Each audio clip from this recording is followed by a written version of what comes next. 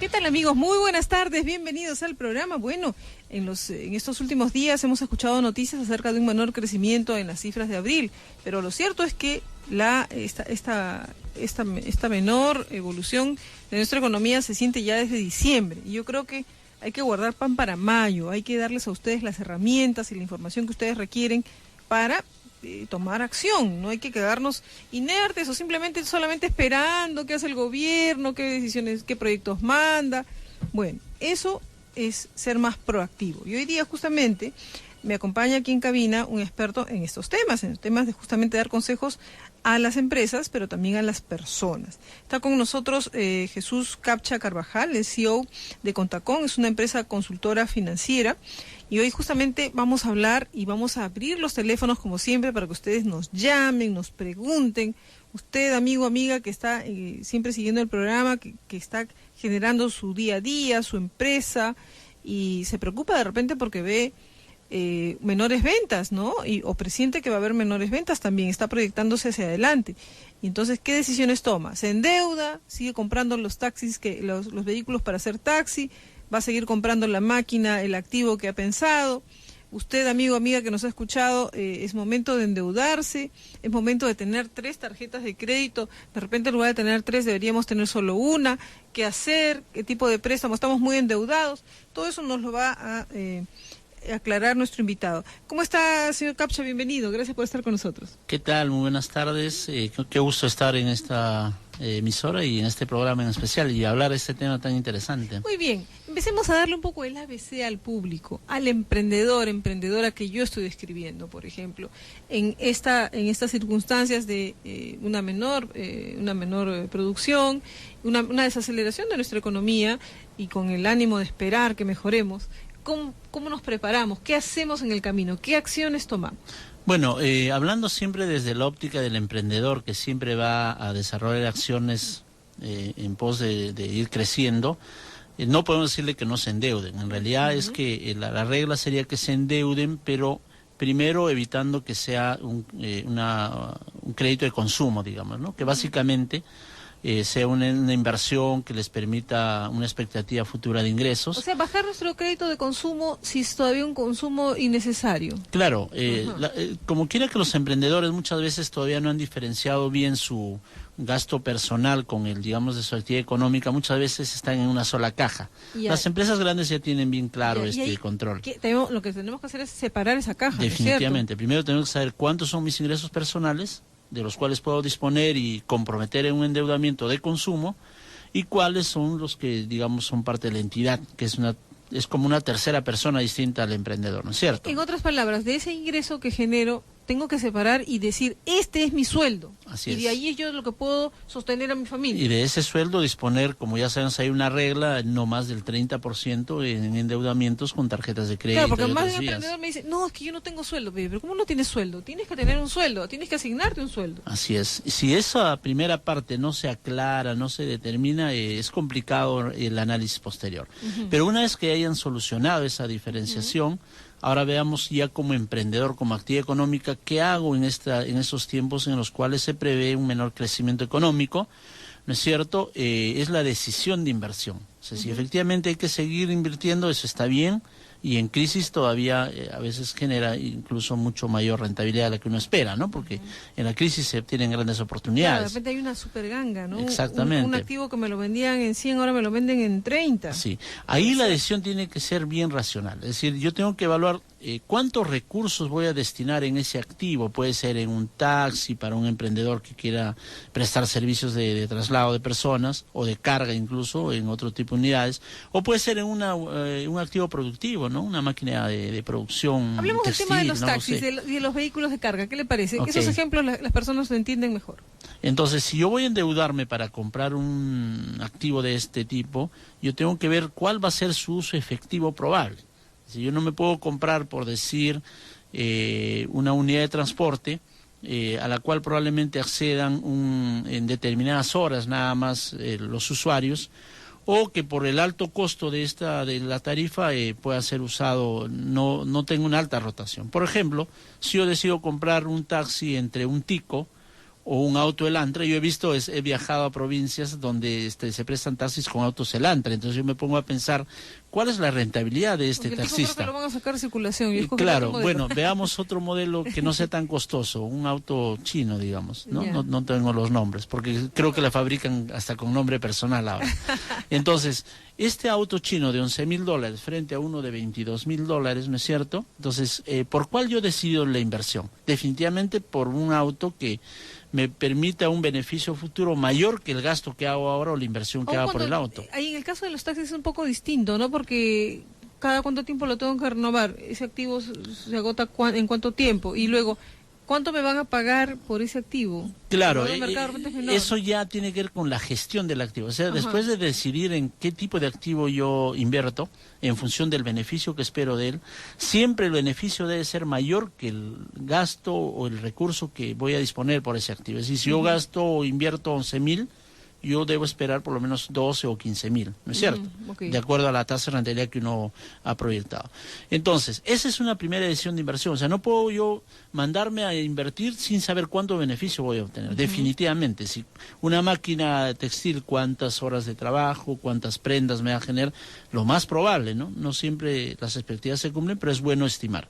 Si no hago esa decisión de inversión, ya ahí estoy empezando mal, porque van a darse unidades o activos digamos que no están siendo usados o que de por sí ya son obsoletos, y eso me genera pérdidas. Su grado de obsolescencia de repente es muy rápida, y Así entonces, es. ¿cómo hago? Entonces, pero cuando ya adquirí el activo viene lo que tú dices, ¿cómo gestiono bien el activo? Por ejemplo, puede ser que ese activo yo le esté depreciando muy aceleradamente, ¿no? De tal forma que cuando uno deprecia aceleradamente, probablemente yo estoy cargando a mis resultados, estoy distorsionando mis resultados, un alto gasto por depreciación, ahorro tributariamente, digamos, Claro, porque porque hay tengo mayor escudo. una utilidad menor, afecta a impuestos. Exactamente, pero no estoy viendo bien que ese activo en el fondo me va a seguir durando más tiempo, ¿no?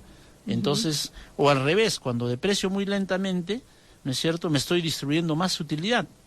Y eso hace que, en el ejemplo del taxista, antes de los 5 años en el cual normalmente dura el taxi, ¿no es cierto?, ya yo no tenga dinero para reponer ese taxi, porque me la he distribuido con utilidad. Entonces, el cálculo de la depreciación financiera, no tributaria, es también muy importante.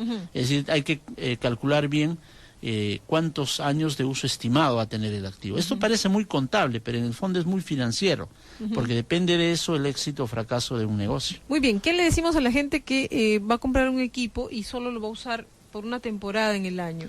Claro, en ese caso, estimar bien... simple. Claro, estimar bien la inversión. Si voy a usarlo periódicamente, tengo que prever que en los periodos de no uso, subarrendarlas, ¿no? Un ejemplo me o gustaría que nos grafique.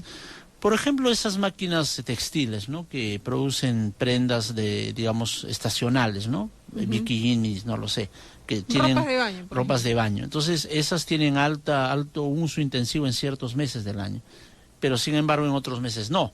Entonces ahí se trata de ver creativamente cómo vincularme con productores, no sé, de otros países o de otras zonas, o exportarlas, ¿no?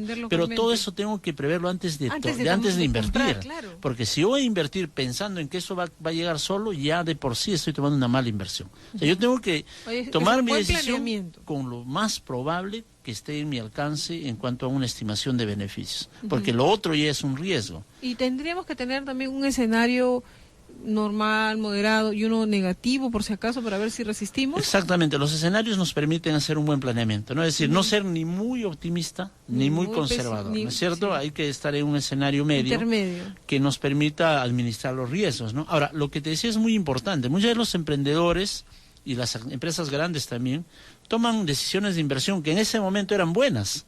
Imagínate, te hago el caso de una empresa que genera electricidad, ¿no es cierto?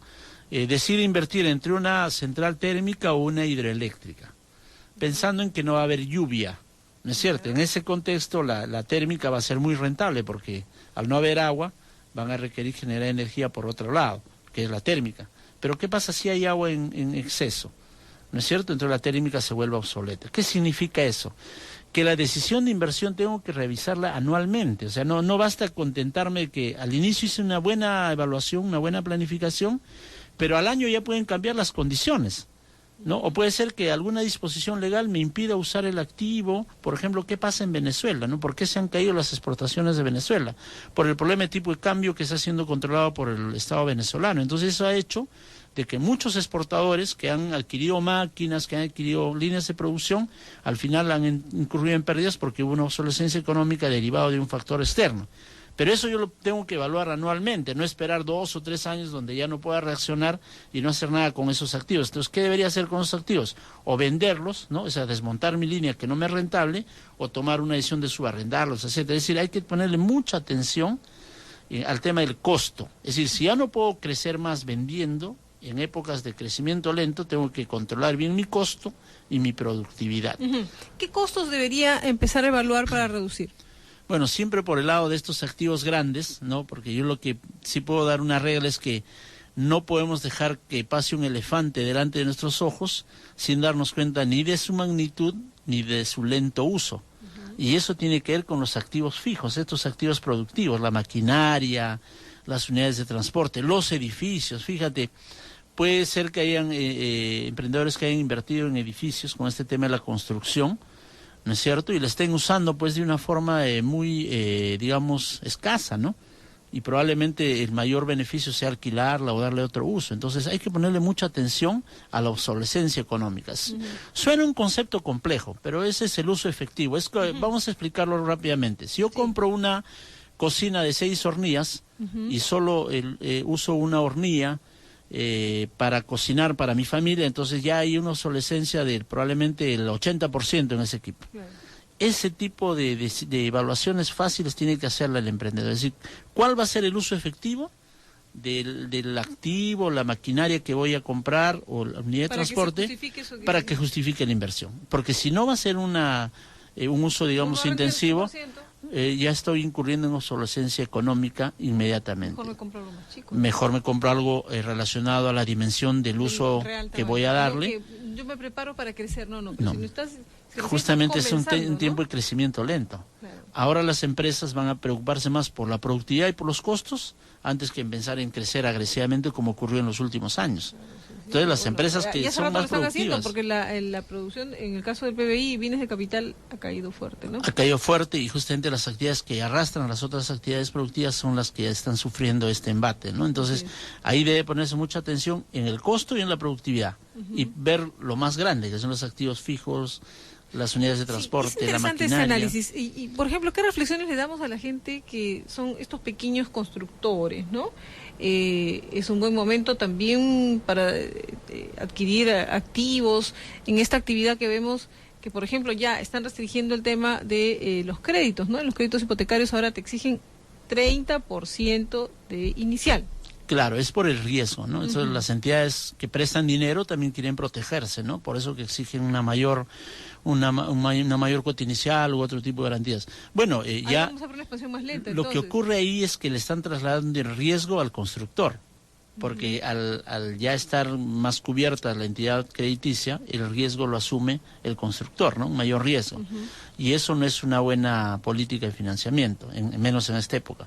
Entonces yo creo que ya se convierte en una actividad más riesgosa la construcción. Y ahí seguramente vamos a ver más ofertas en cuanto a la venta en planos. Claro, de repente ya variar, como dices, el modelo de negocios, ¿no? Hacer una preventa, es decir, ya el modelo de negocios tiene que cambiar también ahí, porque definitivamente los consumidores cada vez tienen menor disposición de efectivo, ¿no? Menor acceso también a su crédito de compra. Se va a demorar más la aprobación. Van a demorar la aprobación. Más inicial. Así ¿no? es. Y probablemente van a tener más costo en el financiamiento. Entonces, todos esos aspectos tienen que evaluar antes de tomar una decisión de inversión o de inicio de una línea de producción. Antes de irnos a las preguntas del público, porque ya voy dando el teléfono, el 0800 00 071, que es nuestra línea gratuita, estamos a su servicio. Quisiera también recomendaciones para aquellas personas que tienen muchas tarjetas de crédito. Digo muchas, ya 3 es bastante, ¿no?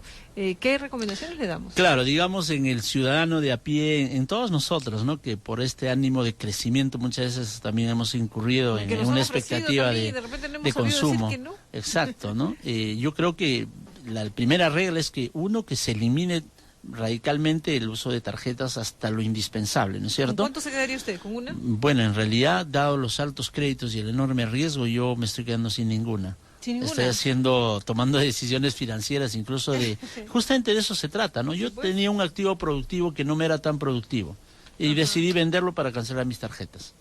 Es decir, cortarme el brazo antes de sacrificar el cuerpo entero. Suena duro, pero ese es el tipo de decisiones que hay que hacer ahora. Es un contexto complejo, el de crecimiento lento, y hay que tomar decisiones de ese tipo. Porque además nada nos garantiza. Bien, llega el paquete de medidas al Congreso, perfecto todo, pero eso va a tomar un tiempo, ¿no es cierto? Claro, pero el Estado... Recién se vea resultados el próximo Así año. es, lo que está haciendo es, digamos, hacer más flexible el entorno para que las inversiones se desenvuelvan mejor, pero eso no asegura de por sí un buen resultado económico a las empresas, y rápido. Eso es solamente un factor que va a estimular la inversión. Va a depender de qué decisiones tome la entidad para que se favorezca ese clima, ¿no? Perfecto. Vamos a dar entonces el teléfono en la línea gratuita 0800 00 071. Si usted en estos momentos está por tomar una decisión, va a comprar un activo, quiere ampliar, no sabe en realidad qué hacer, está con muchas deudas, llámenos de inmediato, porque aquí hoy día nuestro invitado Jesús Capcha Carvajal, él es CEO de Contacom, esa es una consultora financiera, ha venido hoy a ayudarnos justamente a explicarles a ustedes, amigos, amigas que nos están escuchando, que son tiempos en los que hay que actuar con mucha prudencia, si es que no queremos incurrir luego en demorarnos en pagar en incumplimientos con nuestras obligaciones financieras, ni mucho menos tributarias, porque también ahí hay problemas, ¿no? Y con ellos los subsecuentes sobrecostos, ¿no? Porque vienen las penalidades, las moras y el incumplimiento de pago, y viene la bola de nieve que al final nos puede arrastrar. Y con SUNAT no te puedes demorar, porque te pone una cobranza coactiva, ¿no? No, ahora la SUNAT está muy eficiente y eso es bueno. Es bueno, pero hay que tener cuidado con esa eficiencia porque probablemente nos altere todo el trabajo, ¿no? ¿Usted sería partidario, yéndonos ya a otro tema, de eliminar las detracciones? Yo creo que el propio ministro ya lo anunció, es una medida, sí, definitivamente desde el punto de vista de la actividad económica trastoca el concepto de recaudación, porque prácticamente a nosotros, a los empresarios, nos está trasladando la tarea de recaudar, nos quita liquidez. Ya, pero también, de alguna manera, garantiza el pago del impuesto. Eso es cierto, ¿no? Pero eso se puede lograr por otras medidas. Por ejemplo, un prestador de servicios. Yo trabajo con una entidad, yo le emito la factura hoy, ¿no es cierto? Y a mí me pagan en un mes o mes y medio. Y automáticamente yo me tengo que comprometer con el pago de ese impuesto, así no me hayan abonado el dinero. Entonces hay un problema de descalce financiero. Bueno, pero ahí lo que tengo que hacer es también ver mis periodos de cobranza, ¿no? Sí, requiere también por la entidad una serie de políticas, pero genera ya trastoques, porque trabajar ¿no? con el IGB también no es bueno, definitivamente. Sí, uno se acostumbró mal en el pasado. Se ha acostumbrado mal el empresario. De alguna manera, creo que sí ha simplificado eso, ¿no? El tema, ¿no? Yo creo que está por ambos lados. El ministro ha dicho claramente que sí van a hacer algo, me parece bien, y el empresario también tiene que sí, yo leí una entrevista el fin de semana en la que decía que también eso va a tomar su tiempo. Va a ser gradual. No estoy segura de que eso lo vayan a hacer tan rápido. Sí, no creo que sea tan rápido, pero en algunos casos ha generado distorsión. Eso seguramente se va, como parte de este mejoramiento del clima de inversiones, se va a ir, digamos, ajustando, y eso es bueno, ¿no? Para que haya un mejor negocio. Muy bien, muy bien. ¿Qué otros ejemplos nos da? ¿Qué otras? Estoy esperando las llamadas mientras ingresan al 0800, perdóneme, 0800 00071. Amiga, amigo que nos estás escuchando, si en estos momentos tienes un problema de financiero con tu empresa o en el caso concreto de tus finanzas personales, llámanos para saber cuál es el problema, y nuestro invitado hoy te va a dar el consejo, la clave, cómo sales del problema. ¿Estás pensando comprar muchas unidades o te estaban haciendo ahí una oferta? Bueno, ¿bajo qué criterios tienes que evaluarla para tomar la mejor decisión? Claro. Sí, señor. Sí, un ejemplo en el caso ya de la gestión de los activos. O sea, muchos emprendedores tienen maquinarias, Volvamos al ejemplo del taxi, ¿no es cierto? Yo tengo un taxi, yo tengo que guardar pan para mayo, como decías al inicio. Es decir, yo tengo que por lo menos reponer el desgaste de ese activo de tal manera que cuando se me agote el activo a los 5 años del taxi yo pueda comprarme otro taxi, ¿no es cierto? Pero eso no ocurre a veces porque uno deprecia los activos de acuerdo a las normas tributarias. Entonces, pero sin embargo el taxi, claro, el taxi se me puede agotar antes y yo no tengo el dinero porque no he guardado pan para mayo, porque la depresión debería servirme para mantener ese capital. Pero ¿qué hace el empresario? Muchas veces dispone de esos recursos y no puede reponer su línea de producción, esa es su capacidad de producción. Entonces, muy importante, el tema de la depreciación tiene que verse desde un punto de vista financiero, no solamente como escudo fiscal, porque el escudo fiscal nos protege, pero no nos va a salvaguardar del éxito o fracaso empresarial, que eso tiene que ver más que en este concepto de capital financiero, que hay que guardar pan para mayo, no hay que gastar toda la máquina antes de tiempo. Vamos a escuchar la pregunta de Rosario, que nos llama desde el INSE. Rosario, bienvenida, buenas tardes. Aló, buenas tardes. Una consulta.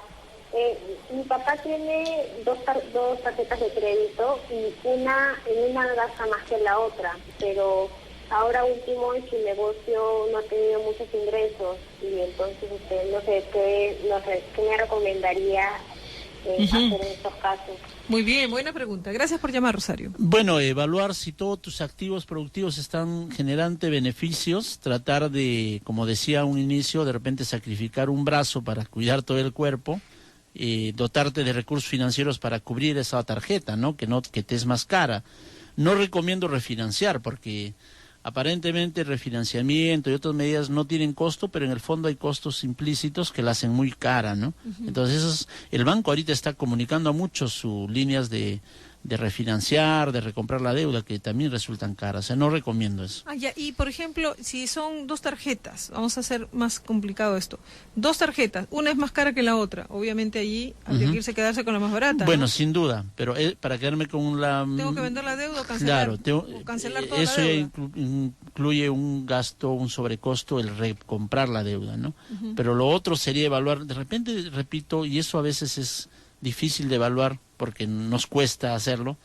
Tengo algún activo que no está siendo productivo y puedo tener como decías, un valor residual, ¿no es cierto? Y ya no voy a poder obtener beneficios, prefiero venderlo y con eso apalancarme, así es, y tratar de pagar esa tarjeta y evitarme de seguir endeudando, ¿no? Creo que esa sería una primera evaluación. Luego, si no tengo ese tipo de oportunidad... Vendo un activo que no me está rindiendo y no me va a rendir más y con eso mato mi deuda. Exacto. Y me quedo con una sola. Y la otra salida sería evaluar el costo financiero más barato para quedarme con el más barato. Pero siempre hay que ver los costos implícitos. ¿Qué hay que ver en el tema de la recompra de deuda? ¿Qué no nos están diciendo y qué deberíamos preguntarnos? Por favor, señor. Bueno, normalmente en la recompra nos hacen ver las tasas de recompra, ¿no? Pero hay gastos administrativos, gastos de, digamos, ¿qué debo comparar? el trámite. ¿Cuotas? ¿Qué debo comparar? Yo pienso que debemos comparar el plan completo, es decir, ver la suma de las cuotas totales con el capital y comparar el diferencial con la deuda actual, ¿no? Y yo creo que esa debe ser una buena evaluación.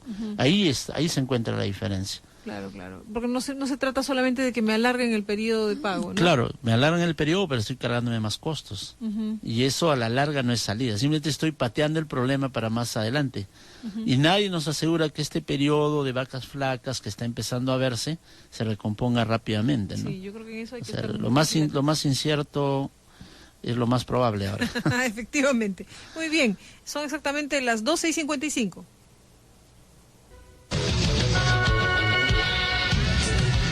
Muy bien, amigos, hemos llegado al final del programa, pero este es uno de los primeros programas que estamos haciendo para que usted se prevenga. El tema de la prevención es muy importante en todo sentido, así que hay que prevenir, hay que tomar decisiones antes de y con el buen ánimo de siempre. Señor Capcha, muchas gracias. Gracias por estar con nosotros.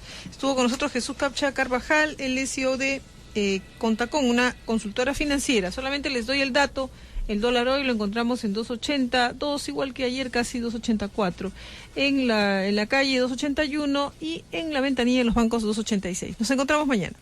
Sí, gracias.